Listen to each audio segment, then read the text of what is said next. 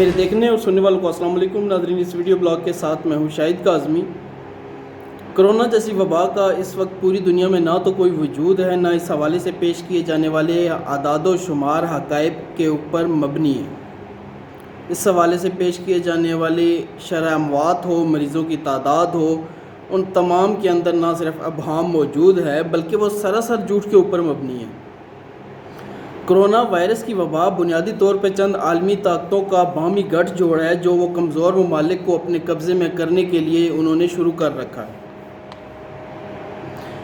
Corona ایک ایسی وبا ہے جس کو تیسری عالمی جنگ کا ایک ہتھیار بنایا جا رہا ہے۔ کرونا کسی مخصوص ملک نے اپنے مخصوص مقاصد کی تکمیل کے لیے ایک ایسا ہتھیار شروع کیا ہے کہ جس کے لیے اس نے دوا پہلے سے تیار کر رکھی ہے، اور اس دوا کو وہ مناسب وقت آنے پہ نہ صرف سامنے لائے گا، ظاہر کرے گا، بلکہ اس سے بے پناہ منافع بھی کمائے گا۔ کرونا وائرس کسی ایک ملک کی لیبارٹری کے اندر تیار ہوا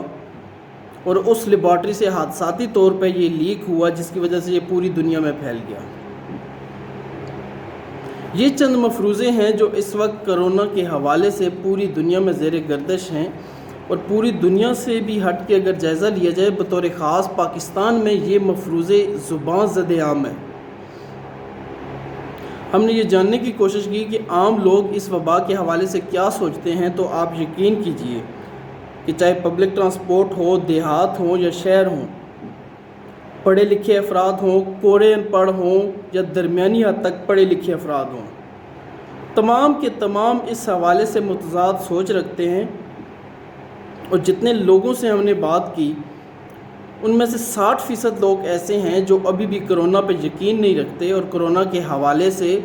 ایسی متنازع تھیوریز کا شکار ہیں، اور ان تھیوریز کو مانتے ہیں کہ کرونا کا دنیا کے اندر وجود نہیں ہے۔ آج بھی لوگ پاکستان کے اندر اس کو عالمی طاقتوں کا گٹھ جوڑ سمجھتے ہیں، اس کو پاکستان کے خلاف، مسلمانوں کے خلاف اغیار کی سازش سمجھتے ہیں، اور معاشرے میں پھیلے ہزاروں لاکھوں کرونا پازیٹیو مریضوں کے باوجود اس حقیقت کو اس وقت تک ماننے سے انکار کرتے ہیں جب تک کرونا پازیٹیو کوئی مریض ان کے اہل و عیال، ان کے قریبی عزیز و اقارب میں سامنے نہ آ جائے، اور اللہ نہ کرے جب ان کے قریبی عزیز و اقارب، رشتہ داروں میں یا خاندان کے افراد میں کرونا پازیٹیو مریض سامنے آتا ہے تو نہ صرف وہ اپنے خیالات پہ شرمندہ ہوتے ہیں بلکہ وہ دوسروں کو اس سے بچنے کی تلقین کر رہے ہوتے ہیں۔ یہاں پہ اگر ہم اعداد و شمار کے حوالے سے جائیں تو پاکستان اس وقت دنیا میں کرونا وائرس کے مریضوں، شرح اموات، نئے کیسز کے حوالے سے ٹاپ پہ آنا شروع ہو چکا ہے۔ عالمی جائزوں کے مطابق اگر ہم جائزہ لیں تو 2 دن پہلے نیو ڈیتھس کے حوالے سے اور کیسز کے حوالے سے پاکستان دنیا میں 9ویں نمبر پہ تھا، جہاں پہ شرح اموات کے حوالے سے اور 24 گھنٹوں میں ہونے والے نئے کیسز کے حوالے سے پاکستان دنیا میں 9ویں نمبر کے اوپر موجود تھا۔ اور اسی کا جائزہ اگر ہم کل کے حوالے سے لیں تو پاکستان اس نئے کیسز کی فہرست میں 6 نمبر پہ آ چکا تھا۔ آپ دیکھیے کہ صرف ایک دن کے اندر عالمی درجہ بندی میں پاکستان نئے کرونا وائرسز کے کیسز کے اندر 3 درجے اوپر آ چکا ہے۔ اس سے بھی زیادہ پریشان کن صورتحال یہ ہے کہ آج کے دن پاکستان کرونا وائرس پازیٹیو مریضوں کے حوالے سے پہلے اور دوسرے نمبر کے اوپر روس کے ساتھ مقابلے میں ہے۔ نئے کیسز کے حوالے سے اگر جائزہ لیجئے تو 24 گھنٹوں میں پاکستان میں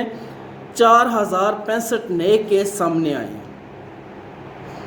اور پاکستان سے اوپر نئے کیسز کے حوالے سے صرف روس ایک ایسا ملک ہے جو پاکستان سے اس وقت اوپر ہے۔ اس حوالے سے ہم اگر سوچیں تو ایشیا کے اندر نئے کیسز کی شرح کے حوالے سے پاکستان اس وقت سب سے اوپر جا رہا ہے، جو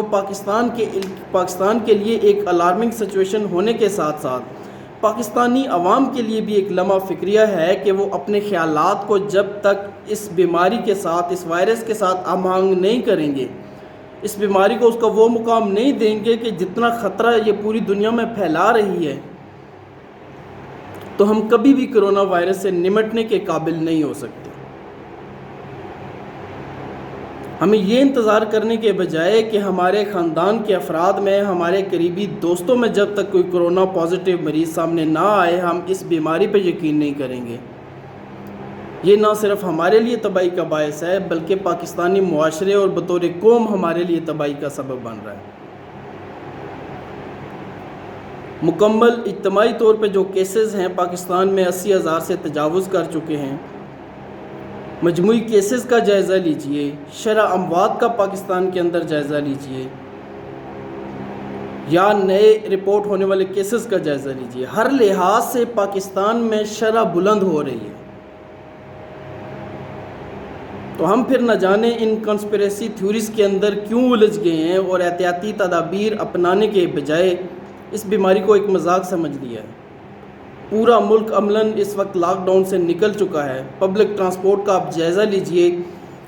لوگوں کو ایسے ٹھونس ٹھونس کے وہاں پہ بھرا جا رہا ہے پبلک ٹرانسپورٹ کے اندر جیسے اس بیماری کا وجود ہی نہیں ہے۔ سوشل ڈسٹینسنگ کیا ہوتی ہے، یہ اصطلاح کیوں سامنے آئی تھی، وہ ہم مکمل طور پہ بھول چکے ہیں۔ بازاروں میں رش دیکھیے، سڑکوں پر ٹریفک جیم کی صورتحال دیکھیے، ہر لحاظ سے پاکستانی قوم غیر ذمہ داری کا مظاہرہ کر رہی ہے، اور کچھ بعید نہیں کہ یہ غیر ذمہ داری کا مظاہرہ ہمیں ایسا نقصان پہنچا سکتا ہے کہ جس کا ازالہ ممکن نہیں ہوگا۔ اگر آپ کو میرا یہ ویڈیو بلاگ اچھا لگے، اس کو پسند کیجئے، اس پر رائے دیجئے گا اور اس بلاگ کو شیئر کیجئے گا۔ اللہ حافظ۔